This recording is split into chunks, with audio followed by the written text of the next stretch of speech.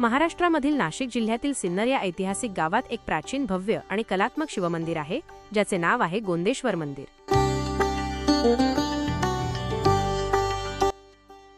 साधारणपणे 12व्या शतकात गवळी राजघराण्यातील राजकुमार राजगोविंद यांनी हे मंदिर बांधले होते। स्थापत्यशास्त्र आणि ऐतिहासिकदृष्ट्या या मंदिराला खूप महत्त्व आहे। म्हणूनच भारत सरकारने 4 मार्च 1909 रोजी या मंदिराला राष्ट्रीय संरक्षित स्मारक असा दर्जा दिला। हे मंदिर हेमाडपंथी स्थापत्य शैलीचे एक उत्तम उदाहरण मानले जाते। हे संपूर्ण मंदिर 125 फूट गुणिले 95 फूट परिसरात पसरलेले आहे।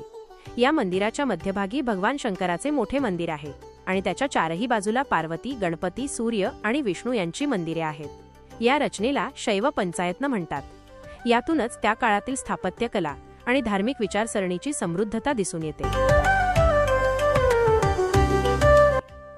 गोंदेश्वर मंदिर गुलाबी वेसिक्युलर खडकांपासून तयार केले आहे। हा खडक तसा कोरीवकामासाठी कठीण असतो, पण तरीही या मंदिरावर खूप सूक्ष्म, नाजूक आणि कलात्मक कोरीवकाम केले आहे। म्हणूनच मंदिराला एक नैसर्गिक गुलाबी रंग मिळाला आहे। हे या मंदिराचे खास वैशिष्ट्य आहे। मंदिराच्या गर्भगृहात एक सुंदर शिवलिंग आहे, तर सभामंडपात नक्षीकाम केलेले भव्य खांब आहेत। मंदिराच्या भिंतींवर देवदेवता, गंधर्व, अप्सरा, पौराणिक कथा आणि रामायणातील प्रसंगांची शिल्पे कोरलेली आहेत। या शिल्पांवर पडणाऱ्या प्रकाशामुळे मंदिराचे सौंदर्य अधिकच खुलते।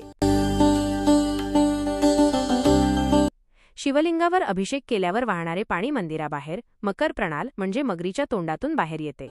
हे पाणी गंगाजल मानले जाते।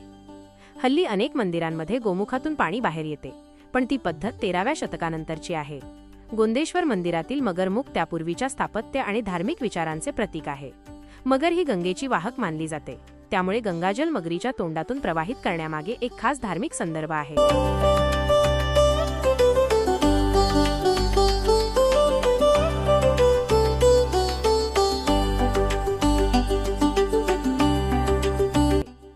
गोंदेश्वर मंदिर हे फक्त एक धार्मिक ठिकाण नाही, तर सिन्नरच्या स्थानिक जीवनशैली, संस्कृती आणि ऐतिहासिक परंपरेचा तो एक अविभाज्य भाग आहे।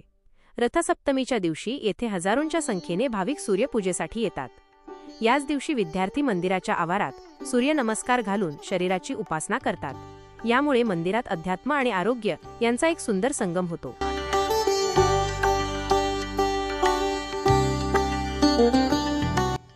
गोंदेश्वर मंदिर हे महाराष्ट्राच्या स्थापत्यकला, शिल्पकला, इतिहास, धर्म आणि परंपरांचा एक जिवंत दस्तावेज आहे।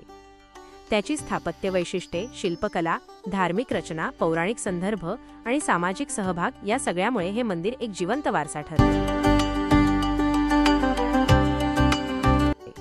आजच्या पिढीने या मंदिराचे महत्त्व लक्षात घेऊन त्याचे जतन आणि संवर्धन करणे खूप महत्त्वाचे आहे।